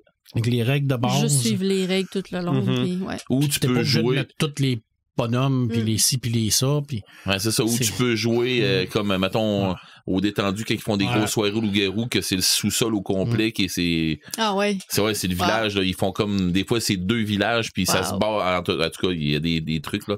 C'est un jeu versatile, tellement intelligent, tellement simple. Et rassembleur. Oui. Ouais. C'est ça qui est bien, c'est que c'est versatile, c'est très intelligent, mais c'est rassembleur. Ça... C'est une des grosses forces du jeu qui fait que le jeu marche encore et toujours puis qu'il cessera probablement pas. D'ailleurs, je pense que c'est 5 joueurs minimum. C'est 4 ou 5. Je pense que oui, on l'a déjà fait à 4 ou 5. Le minimum, on l'a déjà fait, là, c'est pas long. Puis c'est ça. C'est une petite gang, c'est le fun. Oui, mais c'est très rapide puis Puis la boîte de base est en dessous de 20$ en plus. Fait que c'est un win-win. Là. Tout est bon dans ce jeu-là. Oui, mais sauf que c'est pas tant dans le film que vous allez apprendre à jouer à loup-garou. Non, mais la version du jeu dans le film est belle, par exemple. Mon Dieu, oui. Toutes les tables. Ils ont mis ça chic. Ça me surprendrait pas qu'elle sorte à un moment donné. Ben, j'ai pensé, quand j'avais vu le film, j'ai pensé que c'était une édition qui allait sortir à un moment donné. Ou que c'est quelqu'un qui va la sortir à un moment donné. Je croirais que peut-être dans du Kickstarter, on va le voir à un moment donné apparaître, si c'est pas déjà fait, là. Fait que, tu sais, c'est sûr que je peux me garrocher à vous nommer des jeux vidéo, des affaires de même, mais je le ferai pas, là. Je veux dire, tu sais, dans des jeux de plateau, on en a parlé un peu. Il y en a beaucoup des jeux de plateau. Il y en a beaucoup que je connais pas. Mais des loups-garous, bien souvent, tu peux en jouer dans des jeux contre des zombies, des affaires comme ça. Mais bien souvent, c'est toi qui vas le jouer loup-garou. Puis très souvent, ça va être lié à beaucoup de force. Quelque chose de très agile, qui encaisse bien, tout ça. Mais à part de ça, quelque chose qui est pas contrôlable. Fait que tu peux perdre le contrôle de ton personnage assez vite, puis ainsi de suite. Là. D'ailleurs, dans Lovecraft, dans le jeu de Lovecraft, on en parle un peu de loup-garou, mais c'est pas bien du tout. Là. C'est pas bien du tout, mais c'est pas considéré que tu pourrais en faire un de quoi de même. Si t'es touché par quelque chose comme ça, c'est terminé. Hein. C'est pas une créature du mythe, mais c'est une créature de l'univers. Là. C'est ça, c'est pas une créature du mythe, comme les sorcières non plus sont pas une créature du mythe en partant. Mais il y en a. Puis il y en a, mais c'est parce s'ils deviennent cultistes en plus d'être sorcières, ben là. Pas des gentilles sorcières comme ma belle-mère est une sorcière. Non, pas tant. Non, pas tant. Non, c'est.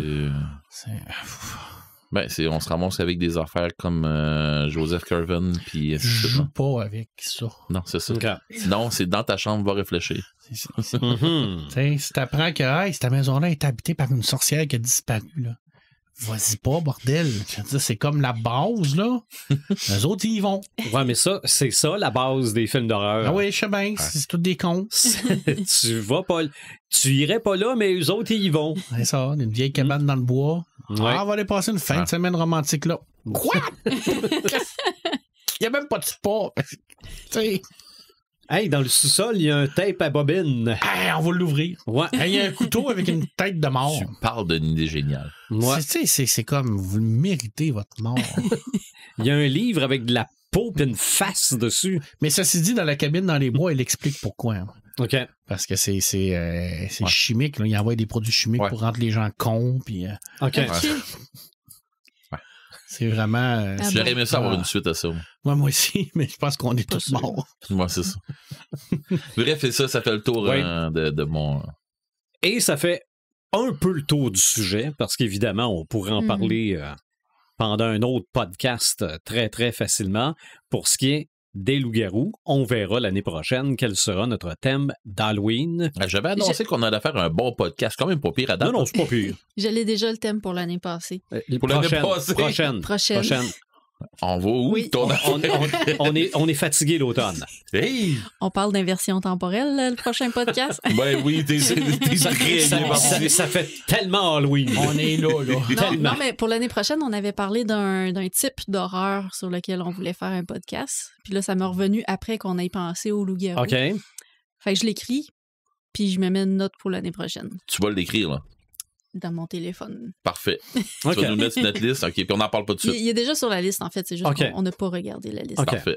On s'est dépêché. Mais c'est pas grave, les loups-garous, c'est le fun pareil. Oui, c'est très Halloween. Allons-y avec nos Samalumes Imaginatrix. Oui. La partie que je n'avais pas préparée. En fait, je pense que j'ai dit mes Samalumes pendant le pré-show. Ouais. Fait que le festival Spasme qui a lieu présentement. C'est un classique au Québec, ça. Je dois faire un petit coup de gueule, par contre, puis je vais l'étendre sur d'autres événements que j'ai eus ces temps-ci. C'est la foutue présence de la IA partout. Comic-Con, c'est des artistes, entre guillemets, qui vendent des trucs faits par de la IA. Salon du livre de l'Estrie, j'ai lu un livre qui était entièrement illustré par de la IA. De plus en plus des couvertures de livres sont illustrées par ça. La musique faite par l'IA. Là, c'est ça, on a les c'est parce qu'en attendant, t'as pas rien payé. Les plateformes de streaming, ben c'est ça, t'as rien payé, t'as pas travaillé tant que ça. Puis, au niveau des illustrations, là, ça vole carrément la job des illustrateurs, en plus de voler leur matériel pour créer le truc.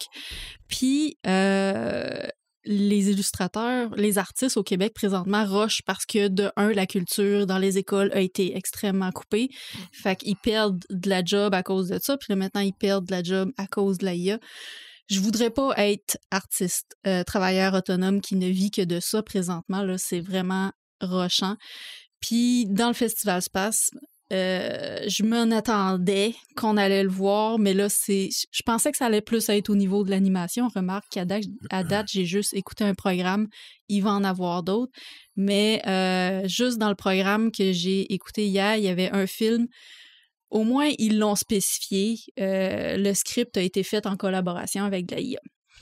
Ce qui fait en sorte que ça fait un script, malheureusement, qui n'est pas très original, parce que c'est le gros défaut de la IA, c'est de produire des trucs qui sont génériques. Tu sais, ça prend... Ben, ça connaît juste ce qu'on connaît déjà. Ça se connaît. Ce qu'il a fait. Puis c'est ça, puis l'algorithme de ça va faire en sorte que ça va te donner qu'est-ce qui est le plus probable de sortir. Fait que ça donne des trucs qui sont un petit peu redondants. Là, on avait une histoire de l'auteur qui est en panne d'inspiration puis qui utilise l'IA pour écrire une histoire. Bon. Ça fait 1 an qu'on voit des histoires écrites avec de la IA puis ça commence déjà à être redondant, ce scénario-là. Fait que c'est un peu mon... Je voulais faire un ça m'éteint, là. C'est un peu mon coup de gueule. Je pense que les événements, que ce soit les marchés des artisans, les salons du livre, les festivals de films, devraient prendre position, à tout le moins par souci de transparence, pour informer les gens. Tu sais, si les gens, ça ne les intéresse pas de consommer du contenu qui n'a pas été fait par des humains, devraient pouvoir dire non, moi, ça, j'écoute ou j'écoute pas. Puis c'est la même chose dans les marchés. Question d'aide équitable aussi envers les artisans qui travaillent, qui vont mettre vraiment beaucoup de temps sur un film d'animation, par exemple. Tu sais, ça prend même pas une journée faire un film d'animation avec de la IA, tandis que ceux qui le font de façon traditionnelle vont mettre des mois et des mois là-dessus. Fait une question d'équité, ça serait fun qu'il y ait un petit peu de transparence. J'aimerais ça que les organisateurs d'événements pensent à ça. Mais sinon, ça reste que Festival Space, il y a beaucoup de bon contenu là-dedans. Ça nous met dans le beat pour l'Halloween. Il y a du bizarre, il y a de l'horreur, il y a de la comédie. Ça mélange vraiment tout. Fait que ça fait quand même un bon moment de l'année. Mais si je vois trop de contenu de IA dans la prochaine semaine, là, ça pourrait arriver que ça influence mon choix d'acheter des billets l'année prochaine. Fait que c'est ça pour mon ça m'allume, ça m'éteint. Paperman. Ben moi, j'en ai un gros, ça m'allume, ça va être un seul. J'ai reçu aujourd'hui un tout petit bouquin à la bibliothèque parce que on a quand même une belle collection de Tolkien. Moi, je reviens tout le temps à Tolkien. Moi, je suis vieux, je radote, c'est pas grave. Je m'assume. Qui s'appelle Tolkien contre les machines, écologie et antifascisme en terre du milieu. Tolkien, depuis qu'il a sorti Le Seigneur des Anneaux, la droite, l'extrême droite, essaie toujours de ramener ça à eux. Parce que, tu sais, c'est le mythe de l'homme blanc, les méchants noirs, puis tout. Puis ils étaient persuadés que Tolkien était un militant de leur côté, ce qui est absolument le contraire total et complet. Là. Je veux dire, c'est contrairement contraire à l'idéologie, mais ils ont bien de la misère à comprendre ça. Et ce petit bouquin-là, ben, nous rappelle ça. Nous met sur des faits factuels également de lettres de Tolkien qui a écrit quand il a été demandé de traduction du Hobbit en allemand. Il a dit absolument pas. Il n'y a aucune façon que ça va se faire tant et aussi longtemps que je vais être vivant. On se rappelle qu'il a fait la guerre contre les Allemands puis qu'il a manqué de mourir, là, hein, on s'entend. Alors, c'est un très, très, très beau bouquin qui explique également tout le côté écologique de l'œuvre de Tolkien, les machines contre l'industrialisation. C'est magnifique, mais il faut vraiment être craqué, là. Honnêtement, là, je dis, on est dans le top là, de trucs là, niché. Très, très niché. Là. C'est vraiment niché. Mais là. ça me parle. Mais quand tu dis un petit bouquin, c'était sarcastique ou c'est vraiment un tout petit Non, livre? c'est à peine, c'est même pas 200 pages. Ah, intéressant. Donc, ça se lit bien, ça se lit vite, c'est super intéressant. C'est vraiment très, très instructif par rapport à ce que Tolkien voyait là-dedans, puis surtout comment que lui voyait ça. Tu sais, le côté hargnien, le côté perfection de son œuvre, puis tout, puis calmez-vous, là. Je veux dire, il était tout le contraire de vous autres, là. Puis c'est encore aujourd'hui, là, récemment, là, au début de l'année, là. D'ailleurs, il commence sa préface avec ça, où ce qu'on a un type québécois qui est Mathieu Bock-Côté qui a écrit une lettre pour dire que Tolkien était de la droite. Puis lui, il commence en préface en disant Non, mais Chris, es-tu tombé sur la tête, là? Mais c'est pas de même, il y a un plus beau mot, là. Parce que c'est tout le contraire de ça. Arrêtez de vouloir vous approprier ça quand il était à l'opposé de votre idéologie. Très, très beau livre. Ça, c'est une partie, mais la partie écologique, partie aussi un peu plus religieux parce qu'il en parle. Ça fait partie de son... C'est très beau. Mais il faut vraiment vouloir aller plus loin dans la lecture pour comprendre Tolkien. Et la nouvelle traduction de Beowulf vient de sortir aussi. Alors, parce que Tolkien a traduit Beowulf, non seulement il l'a traduit, c'était son dada, il l'a commenté, et à la fin, il a réécrit un texte sur un genre de... il a revisité la légende de Beowulf à sa façon. Donc, il y a tout ça dans la nouvelle version de Beowulf qui vient de sortir avec une nouvelle traduction. Okay, fait que si vous aimez ça, ben, plongez là-dedans. C'est des belles lectures, mais c'est très, très, très pointu comme lecture. Oui. Mais Beowulf, c'est tellement une belle histoire. C'est de la mythologie qui est basée, qui est comme classique. Là. Il y a tellement d'affaires qui ont été basées là-dessus. Là. Fait que... Mais encore, faut aimer le style. Voilà. À un moment donné, je vais arrêter de parler de lui. Quand je vais être mort. C'est probablement dans plusieurs années. Ouais, puis quand je vais être mort, je vais revenir avec une canne en fantôme. Probablement. Ici, dans ton sous-sol. Puis là, quand vous allez... Ça veut dire que moi aussi, je vais probablement être mort. Là, je vais taper. Deux fantômes chialeux. Il y a de cela quelques podcasts, j'expliquais dans un de mes Samalumes, en 2 mots, mon Samalume, Lego Game Boy. Oui. OK? Ben, il est là. OK? Il est là, il est fait. Puis il est beau. Il est prêt. Je pense que Joël ne l'a pas vu. Tiens, je vais te le prêter. C'est un chef-d'œuvre d'ingénierie. OK? La Switch donne l'impression que tu l'ouvres pour vrai. Les boutons spring, il est identique aux souvenirs qu'on en a.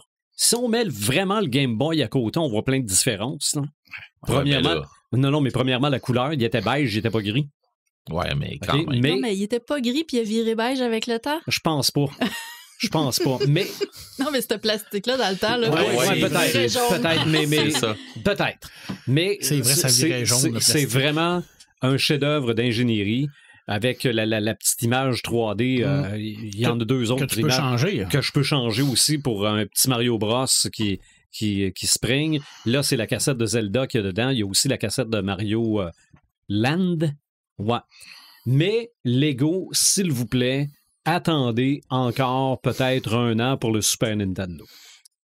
Okay? C'est pas annoncé, mais ils ont fait le Nintendo, ils ont fait le Game Boy. Allez, ils vont faire la N64 après.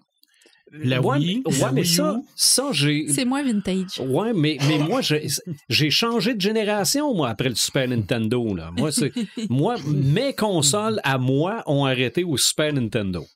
Tu m'as dit au début du podcast qu'il faisait le retour du Virtual Boy, là. Oui, c'est vrai.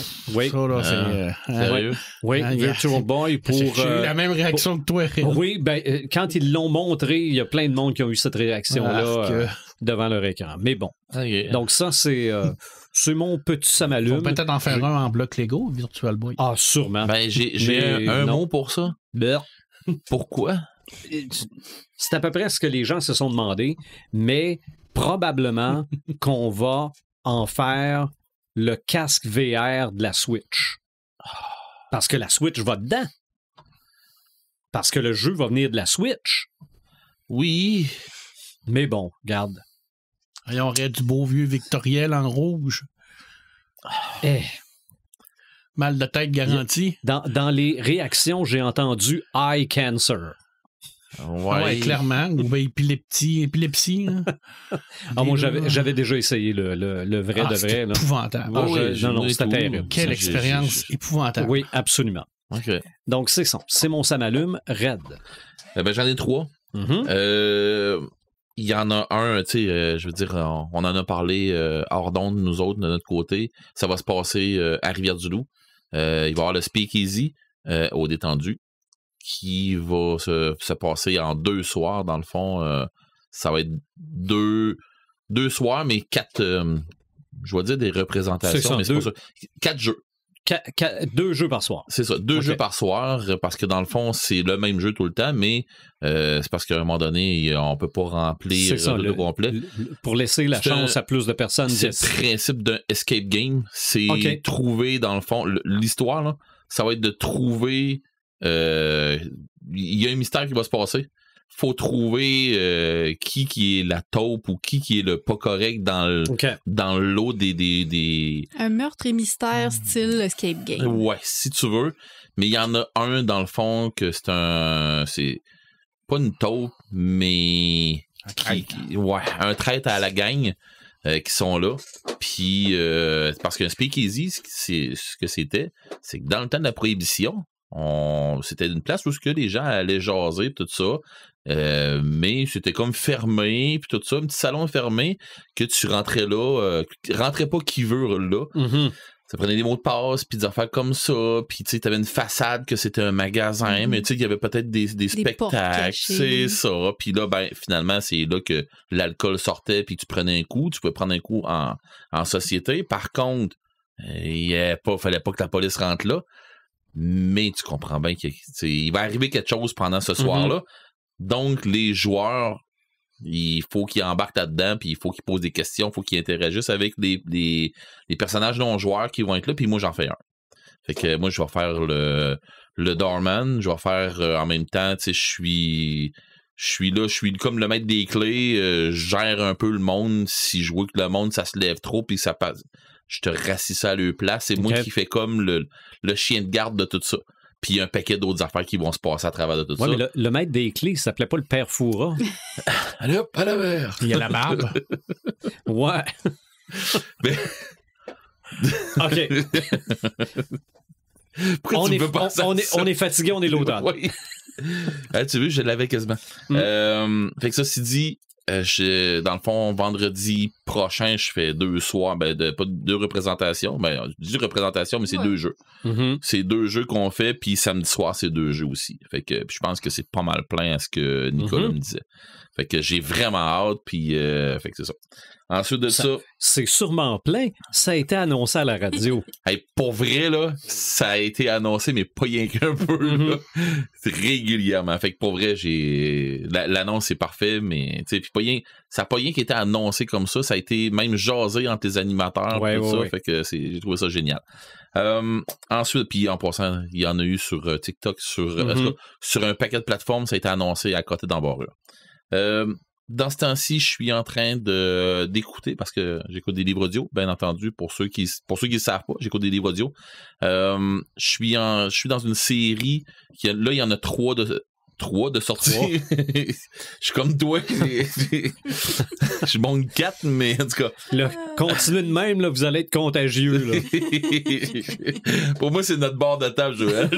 D'après moi, c'est ça. Ça doit être la bière. Ouais, ça doit être ça. Donc, c'est ça. Il y a 3 livres de sortie. C'est Dungeon Crawler Carl. C'est du bonbon. C'est, dans le fond, je vous explique, je ne veux pas trop spoiler, mais je vous explique un peu le concept. Pendant une soirée, à un moment donné, pendant une nuit, à 4h du matin, quelque chose comme ça, à un moment donné, il y a Carl qui se réveille dans la nuit, puis là, ben, son chat, il se réveille, il va aller fumer une cigarette, puis son chat qui a jamais sorti, son chat, c'est un chat de concours de beauté qui vaut plus cher que sa vie à lui, puis plus cher que son char, puis plus cher que l'appartement, tout ça, mais qui est la propriété de la famille de sa blonde qui doit le tromper à tour de bras, mais tu sais, bref, le gars, il a pensé même de sauver que le chat pour faire, tu sais, pour kidnapper le chat, mais bon, bref, le chat décide de sortir le gars, il ouvre la porte pour fumer, mais il fait une tempête dehors, il fait fret, ça n'a pas de sens. Il ouvre la fenêtre, le chat sort. Fait que là, il dit, hey, t'as peu, là. Tu sais, il garde gel dehors, coudon, là. Fait qu'il sort dehors, mais il a juste un manteau de cuir, il est en bobette il a ramassé des crocs à sa blonde, puis il sort dehors pour ramasser le chat, mais là, le chat, il essaie de se sauver. Il arrive quelque chose. Tout ce qui est considéré comme avec un intérieur, genre une maison, un building, un whatever, ça écrase tout, ça disparaît tout. Fait que là, il dit, ben voyons donc ce qui se passe là, mais il fait fret comme ça n'a pas de sens. il apparaît comme... Dans le nowhere, là, en avant de lui, il apparaît comme un écran, puis avec une voix off qui dit bienvenue dans le donjon, pas dans le donjon, mais dans telle corporation a pris la planète en otage. Maintenant, nous sommes telle nation. Si vous voulez survivre, il va y avoir des points un peu partout. Vous allez pouvoir rentrer dans un donjon où vous allez avoir des trucs à faire. Puis bon, votre seule façon de survivre et manger, puis ainsi de suite, ça va être là. Sinon, vous pouvez rester à la surface de votre planète, puis probablement rencontrer plus jamais personne parce que tout ce qui a été des intérieurs ont tout été ils ont tout été éclairés. En tout cas, vous le lirez, vous allez comprendre, mais quand il rentre là-dedans, mais jusqu'au niveau 3, il fait rien parcourir un donjon. Jusqu'à temps que lui, il pogne, qu'il descende 3 niveaux de donjon. Rendu au 3e niveau, il peut choisir sa race, il peut choisir sa classe, puis ainsi de suite. Puis là, il arrive des trucs et son chat devient intelligent aussi. Fait qu'il y a un paquet d'affaires qui arrivent. Puis son chat, je l'étends près, là, commence à être pas pire, là, puis je suis rendu au 3e livre, là. Mais son chat, c'est une femelle, puis elle se prend pour une princesse, là. Fait que, tu sais, c'est... En tout cas, bref, c'est drôle, il y a de l'action, il y a un peu tout, je veux pas trop en compter, mais c'est du Survivor dans un donjon, mais c'est comme un empire galactique qui est en arrière de ça puis qui fait jouer cette planète-là dans un donjon. C'est comme si on était dans Ready Player One avec une game de Donjons et Dragons, mais en tout cas, c'est hot. Mm-hmm. Pour vrai, moi j'aime beaucoup. Avec un chat princesse. Oh, ouais. OK. Son chat princesse qui devient un mage, là, puis en tout cas, c'est hot. Sérieux, c'est hot. Puis il arrive un paquet d'affaires, mais bon. Mm-hmm. Fait que c'est ça. Fait que là, ils sont rendus. Je commence le trône numéro 3, puis là, ils sont rendus au 4e étage. OK. Mais bon, bref. J'ai bien hâte de voir où on s'en va avec ça, cette histoire-là, mais je suis accroché. Ça me sort... Peux-tu nous en dire le titre? C'est Dungeon Crawler Carl. OK. Fait que... Mais c'est hot. Pour vrai, il y a le gars qui a fait ça, je sais pas ce qu'il avait à la tête. En tout cas, il doit l'avoir pleine de quelque chose. On fera pas de supposition. C'est hot. Mais il s'est dit, il a écrit ça l'automne, il était fatigué. Peut-être. Fait que mon très très très très gros samalume qui s'en vient, c'est un voyage que je suis en train de m'organiser de mon côté. Je dis que je suis en train de m'organiser de mon côté, non. C'est un voyage à laquelle je vais prendre part, qui est organisé par Sorcières et Magie dans le coin de Drummondville. Puis ils sont spécialisés dans le Harry Potter. Fait que, dans le fond, le 29 janvier 2026, puis il reste encore des places pour s'inscrire, le 29 janvier 2026, on part pour Universal Studios, puis on revient le 5 février. Ils arrêtent de prendre des gens à peu près à 100 personnes, je pense, qui arrêtent. Puis je me suis inscrit cette semaine, j'étais le 57e à m'inscrire. Fait que ça va partir assez vite. Puis, si j'ai bien compris, quand que la propriétaire de là-bas m'a parlé, elle m'a dit que jusqu'au 15 novembre. Puis, sinon, j'y demanderai, puis je referai un topo. Mais je peux vous mettre aussi... on peut sûrement faire ça, prendre un lien puis le mettre dans la page du podcast. Sur Facebook, on peut-tu maintenant? Oui, peut-être. Je sais pas. J'imagine que oui, genre mettre le lien du voyage, là. Mm-hmm. Parce que s'il y a des gens qui veulent y aller puis tout ça, écoutez, vous pouvez vous inscrire puis ainsi de suite. Là, ça va être un voyage, mais comme elle dit si bien, un voyage avec des Potterheads. Mm-hmm. OK? Fait que les gens qui trippent Harry Potter et ainsi de suite, là, vous allez en avoir pour votre argent. On part toutes ces dates-là. Dans le fond, on est là pendant un bon bout. On va séjourner à l'hôtel. Là, l'hôtel, le nom m'échappe là, mais un hôtel direct à côté. Puis, Dans le fond, tu peux avoir avec occupation double, triple, quadruple, et ainsi de suite, ça dépend. Ouais. Il y a une page, de fait pour ça. Quand tu t'inscris au bundle, tu as un montant à débourser pour le bundle de Sorcière et Magie. Et ce bundle-là, dans le fond, il donne un paquet de goodies, là, dont un gilet, puis ainsi de suite. Mais ça vient aussi certifier ta place que tu vas être là. Il y a l'agence de voyage, moi, qui va me contacter très, très bientôt, en fin de semaine ou au début de la semaine prochaine, qui vont me contacter pour que je puisse faire ma réservation de vol. Il y a des vols qui vont partir de Québec et des vols qui vont partir de Montréal. Puis, c'est ça, après ça, rendu là-bas, ben là, ça va être un trip total, là. J'ai hâte, mais hâte de voir ça. En plus que c'est cette année ou l'année passée qui ont sorti, ou je pense que c'est cet été, le ministère de la Magie. Fait que, dans le fond, t'as Préolard, t'as Chemin de Traverse, t'as je manquais de dire l'Orient Express, t'as le Poudlard Express, t'as Poudlard, là, rendu là-bas, le château, puis là, ben, il va y avoir le ministère de la Magie en plus de ça.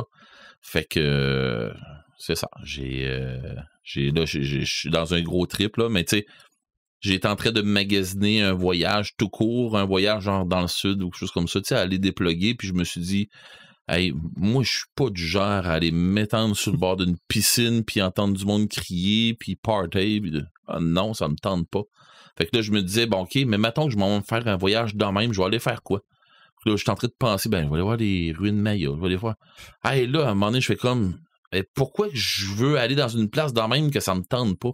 Puis là, ben, je suivais leur page. Allez sur Facebook, allez voir la page de Sorcière et Magie. Vous allez le voir tout de suite, le voyage, là. Mais à partir de là, ben là, j'ai écouté le live qu'ils ont fait. Puis j'ai posé des questions un peu. Puis là, ben, je me suis dit, mais pourquoi que je me casserais la tête à aller là? Tu sais, à aller dans un resort, oui, tout payé. Ben, tout payé. Tout compris, plutôt, c'est parce que c'est moi qui le paye. Mais tout compris, pendant que je pourrais aller dans une place où je vais triper. Parce que Universal, là, c'est pas juste Harry Potter. Non.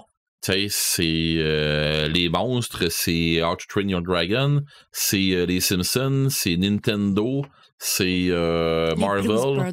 Blues Brothers. Ça, j'ai hâte de voir ça parce que... C'est mon seul souvenir de Universal. Okay. C'est ça. Fait que ensuite de ça, il y a un paquet d'autres trucs qui sont là-dedans. Mais bref, je sais que c'est une place que je vais revenir de là, puis je vais me dire, faut que j'y retourne. Je suis à peu près sûr. Puis c'est pas le voyage sera pas moins cher ou plus cher qu'un voyage dans le sud. Là. Ouais. Tu sais, fait que c'est ça. Nous avons déjà fait un épisode sur les voyages geeks. Oui. Et qui était l'invité? Je me demande bien. Hey, je me souviens pas. Ah oui. Pas là. Non. Ah, ben c'est vrai, t'étais peut-être pas là. Oui, j'étais assis à ta place en plus. Ah, bon, ben oui, parce que Martin était encore là à l'époque. Oui. Ah, bon, ben, oui. Je me demande si c'est pas ta première apparition. La deuxième. Ouais? Ouais. OK. Mais de toute façon. Bref. Ça fait longtemps. Fait que. Nous étions jeunes et fous. Là, ça va être. Oui. Moi, je suis plus jeune. Et j'ai pas perdu. Mais t'es fou. Ouais, j'ai pas perdu ce côté-là. Fait que, dans le fond, c'est mon très gros samalume dans ce temps-ci. Puis c'est pour ça un peu que je vais les réécouter en anglais parce que je veux me réhabituer à la phonétique anglaise. Parce que c'est sûr que je pense pas qu'ils vont tout me traduire des manèges puis des affaires de même là-bas. Là. C'est pas tant que je vais faire des manèges, mais des activités puis ainsi de suite là-bas. Là. Je pense pas que Ollivander va me parler en français. Non. Ça me surprendrait. Probablement pas. Fait que c'est ça. Mais c'est drôle parce que j'ai refait, à plusieurs fois, j'ai refait le test là, pour voir la maison, puis ainsi de suite. Là. Je sors tout le temps la même affaire. Puis ma baguette, elle sort presque tout le temps la même affaire. C'est comment t'appelles ça donc? J'ai Expelliarmus dans la tête, mais c'est pas ça pantoute, là. Voyons. Mon patronome change une fois de temps en temps. Okay. Mais celui qui revient régulièrement, c'est tout le temps le même. Mais bref. Mais j'ai tout le temps, ça sort tout le temps Serpentard, tout le temps. Tout le temps. Fait que, mais bref. Fait que c'est mon très gros samalume, mais allez voir là-dessus. On va essayer peut-être de le mettre en lien, tout ça, là, mais c'est Sorcière et Magie. Puis rentrez en contact avec eux autres, ils vont vous donner des informations, puis ça va leur faire plaisir. Prochain épisode. Marc, dans un de ses nombreux délires, a suggéré le sujet. Mais c'est pas si Je me tant souviens un même délire plus que ça. pourquoi. Ah non, mais ça, c'est pas important. Ah oui! On en a parlé cette semaine. Oui, mais c'est parce que j'avais vraiment, quand je te l'ai proposé, j'avais quelque chose dans la tête, là, puis ça, ça marchait, là, puis j'avais l'idée, puis je me suis dit, hey, ça va être tout. Là, je l'ai plus. Mais ça va m'en revenir. Too bad, ça a besoin d'en revenir. Faut que tu retournes mettre tes skis dans ton bain. Ouais, tout à fait. Ça va revenir. Les formes géométriques. Moi, j'ai déjà des idées. Moi et tout. Moi aussi. Colique, Fait que, Allez, on Moi qui start ça propose tout de le suite. sujet, puis je suis le seul qui a pas d'idée. Ah! On start ça tout de suite. tu vas en trouver, Marc. Finis celle-là qu'on en starte un autre. Parle-nous des romans de John Le Carré. Ouais. Non. Poutoum, psh. Trouve mieux que ça. Je peux t'en parler, mais tu vas peut-être trouver ça long. Ah, ça se peut. On aura l'occasion de parler plus longtemps des formes géométriques à l'épisode 205. Suivez-nous sur notre page Facebook, site Internet. Faites-nous part de vos commentaires. On est toujours très content d'entendre parler de vos idées, de vos questions. Et on se retrouve au prochain épisode.